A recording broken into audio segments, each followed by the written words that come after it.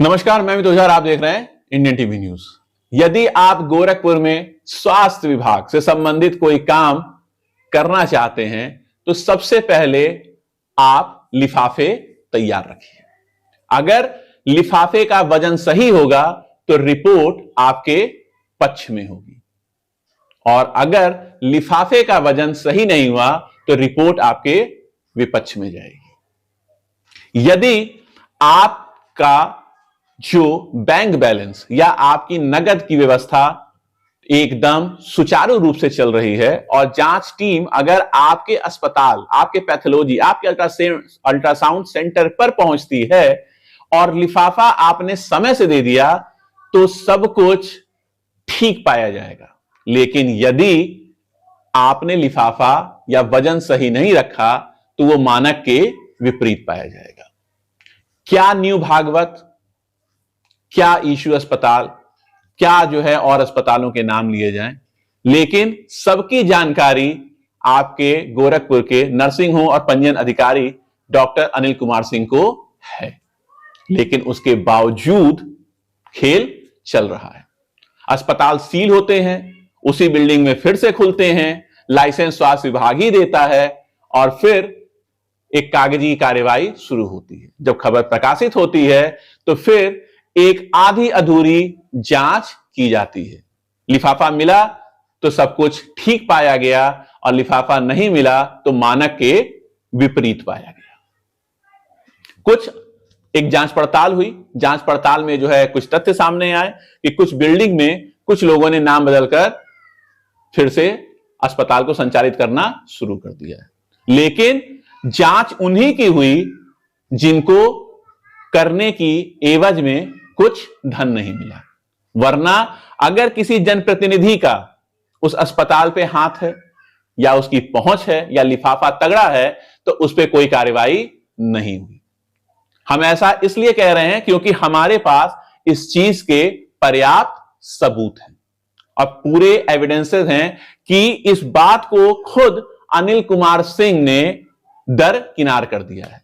लिफाफे की एवज में इस तरीके का काम किया गया। अगर ये आरोप गलत हैं, बेबुनियाद हैं, तो डॉक्टर अनिल कुमार सिंह जो डिप्टी सीएमओ और नर्सिंग होम पंजीयन अधिकारी हैं, उनसे हमारा एक सवाल है कि जब एक अस्पताल को आप पंजीकरण नहीं दे रहे हैं उस बिल्डिंग में कि उसका पहले से उसमें आपने उस अस्पताल को सील किया था, तो उसी में दूसरे अस्पताल कैसे चल रहे हैं? इसका जीता जागता उदाहरण है कि आपके मेडिकल कॉलेज रोड पे एक अस्पताल था, गोल्ड हॉस्पिटल, जहां पर आपकी आशाओं की जो है मीटिंग हुई थी। जब मौके पे जो है टीम पहुंची थी, जब पत्रकार पहुंचे थे तो आशाएं जो है टेबल के अंदर, मेज के अंदर छुपती हुई नजर आई थी। उसके बाद अस्पताल को सील कर दिया गया था और यह पाया गया था कि अस्पताल बिना पंजीकरण के चल रहा है। आज वहां पर दूसरे अस्पताल का बोर्ड लगा हुआ है और आपको यह भी बताते चले कि पिछले साल बिना किसी की सील खोलने के आदेश के बिना उस अस्पताल को खोला भी गया था। वहां पे दीपावली के दिए भी जलाए गए थे और माल भी निकाला गया था। लेकिन डिप्टी सीएमओ अनिल कुमार सिंह साहब को इसकी कोई जानकारी हुई नहीं। वहीं झुंगिया पर यूनिवर्सल हॉस्पिटल को सील किया गया था और खुद स्वास्थ्य विभाग की टीम वहां मौजूद थी और वो कार्यकाल भी डॉक्टर अनिल कुमार सिंह का था। आज वहां पे अदिति स्कैन्स के नाम से अल्ट्रासाउंड चल रहा है। सूत्र ये बताते हैं कि एक बड़े राजनेता के परिचित का वो अल्ट्रासाउंड है, लेकिन डिप्टी सीएमओ साहब की गाड़ी वहां नहीं रुकती है। और जिस गोल्ड हॉस्पिटल की बात कर रहे हैं उनके पास भी एक जनप्रतिनिधि का समर्थन है, इस नाते वहां भी डिप्टी सीएमओ अनिल कुमार सिंह की गाड़ी नहीं रुकती है। और यही नहीं, ग्रामीण कस्बों से लेकर शहर में कई ऐसी जगहें हैं जहां पे परिचितों के होने के नाते डिप्टी सीएमओ अनिल कुमार सिंह की गाड़ी नहीं रुकते हैं। बीआरडी मेडिकल कॉलेज से लगाए भटहट बाजार तक ऐसे कई अस्पताल हैं जिनका पंजीकरण या तो नहीं है फिर भी वो संचालित हो रहे हैं, या फिर डॉक्टर वहां मौजूद नहीं होते हैं लेकिन फिर भी डॉक्टर साहब अनिल कुमार सिंह को सब कुछ जांच में सही मिलता है। क्यों? क्योंकि दिवाली, दशहरा, होली पे त्योहारी पहुंच जाती है। जब जनता मरे, जनता जिए, इससे कोई फर्क नहीं पड़ता है। और हम सबूत अब स्वास्थ्य विभाग को देंगे ही नहीं। अब जो हमारे पास सबूत है वो खुद हम अदालत लेकर जाएंगे और अदालत ही अब यह तय करेगी कि ऐसे भ्रष्ट अधिकारियों पर क्या कार्रवाई होनी चाहिए। न्यू भागवत सेंटर की जब 17 सितंबर को डॉक्टर अनिल कुमार सिंह ने जांच की तो उन्होंने यह रिपोर्ट लगाई कि मौके पर डॉक्टर नरेंद्र प्रताप सिंह अल्ट्रासाउंड कर रहे थे, जबकि वास्तव में डॉक्टर नरेंद्र प्रताप सिंह वहां पर अल्ट्रासाउंड नहीं करते हैं। वहां पे जो शख्स अल्ट्रासाउंड करता है वो सिर्फ और सिर्फ एक फिजियोथेरेपिस्ट है, इसके अलावा उसके पास कोई डिग्री नहीं है।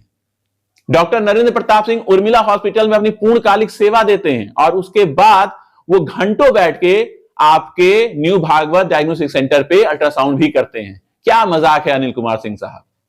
और आपको मौके पे डॉक्टर अनिल कुमार सिंह जब पहुंचते हैं तो नरेंद्र प्रताप सिंह अल्ट्रासाउंड करते हुए पाए जाते हैं।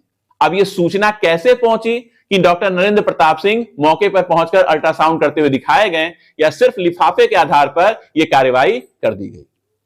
लेकिन वहीं 16 अक्टूबर को जब हमने अपने स्टिंग ऑपरेशन किया तो उस स्टिंग ऑपरेशन में डॉक्टर नरेंद्र प्रताप सिंह अपने अस्पताल पर पाए गए, लेकिन अल्ट्रासाउंड मशीन चालू थी। एक आईजीआरएस फिर से पड़ा, लेकिन आईजीआरएस पे सिर्फ नियमावली और पत्रावली का खेल चल रहा है।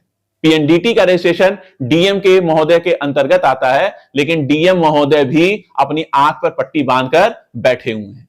और ऐसे जो लोग किसी काबिल नहीं है वो लाखों और करोड़ों की संपत्ति बनाकर बैठे हुए हैं। और हमारा स्वास्थ्य विभाग तो खैर आंख मूंद कर बैठा हुआ है, लेकिन प्रशासनिक अधिकारी क्यों बैठे हुए हैं ये चीज वाकई समझ से परे है। अगली खबर में न्यू भागवत डायग्नोस्टिक सेंटर पर जो व्यक्ति अल्ट्रासाउंड कर रहा था उसकी तस्वीर भी हम आपको दिखाएंगे। और जो एविडेंसेस हमारे पास हैं हम एक बार फिर दोहरा रहे हैं कि हम केवल उस रिपोर्ट का इंतजार कर रहे हैं कि डॉक्टर अनिल कुमार सिंह के द्वारा इस बार क्या रिपोर्ट लगाई जा रही है। उसके बाद वो सबूत अपने चैनल के माध्यम से हम दर्शकों को दिखाएंगे। फिलहाल आज की खबर में इतना ही है। खबर अच्छी लगी है तो कमेंट बॉक्स में जाकर कमेंट जरूर करिएगा, चैनल को लाइक करिएगा और खबर को ज्यादा शेयर करिएगा। कल हम मिलेंगे एक नई खबर के साथ, तब तक के लिए नमस्कार।